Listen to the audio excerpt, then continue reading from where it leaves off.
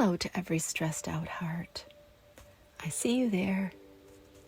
Stress left unchecked affects your body, mind, and energy. Welcome back to the Art of Letting Go, where intuitive art can be your lifeline to calm. I'm Cynthia, here to guide you through today's session. Today we're letting go of expectations by working spontaneously and allowing color and shape to lead the way. Trusting your intuition while painting can quiet overthinking, activate focus, and gently reset your nervous system. So if you want to paint along with me today, you'll need a brush, some watercolor paints. I'm using ultramarine blue, alizarin crimson, and quinacridone gold, but any blue, red, or yellow will do. You'll also need watercolor paper and something to mix colors on. Feel free to pause the video, gather what you need, get comfy, and meet me back here. Or if you'd rather, just sit back, relax, and enjoy watching.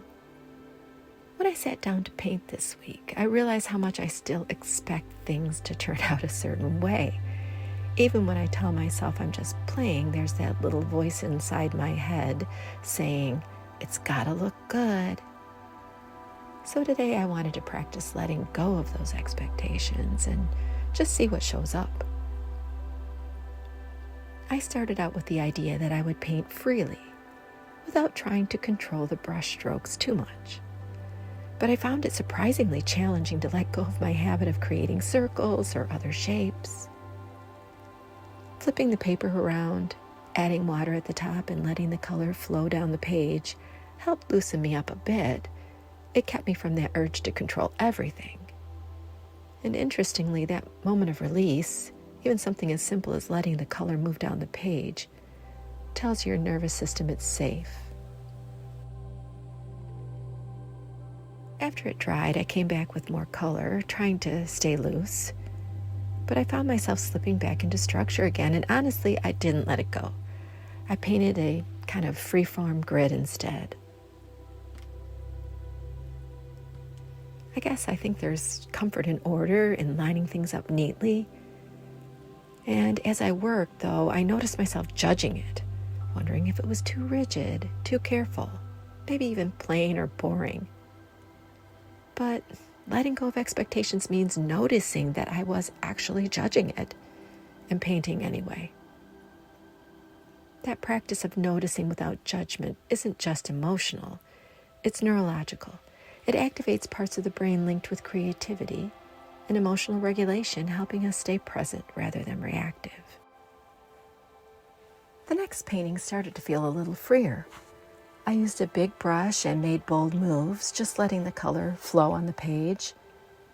When it dried, I added a bit more color again, but this time I caught myself before I overworked it.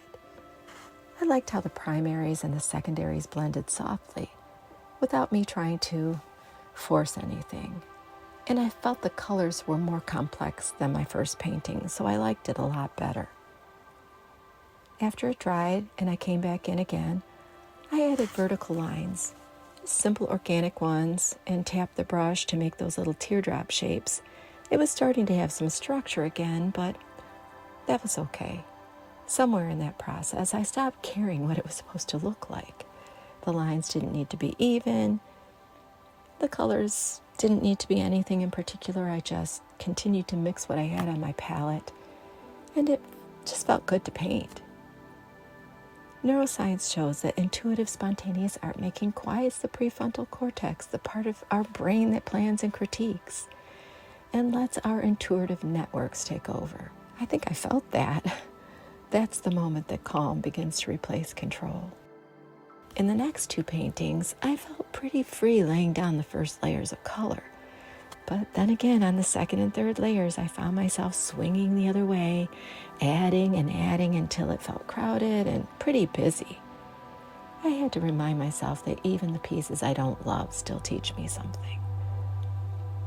And letting go of expectations also means letting go of perfection. Some paintings just find new life later, maybe cut up and reimagined in collage. Each one of these paintings showed me a different side of letting go, the order, the flow, then chaos, but I think they all belong. When we stop expecting things to look a certain way, I think we can make space for what's real, what's present, and sometimes we have to just look for the beauty in that.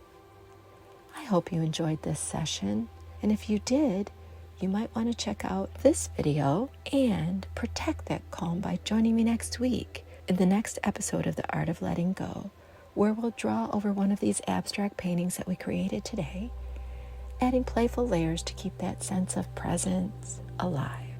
If you missed the previous episodes of The Art of Letting Go, you can find a link in the description below.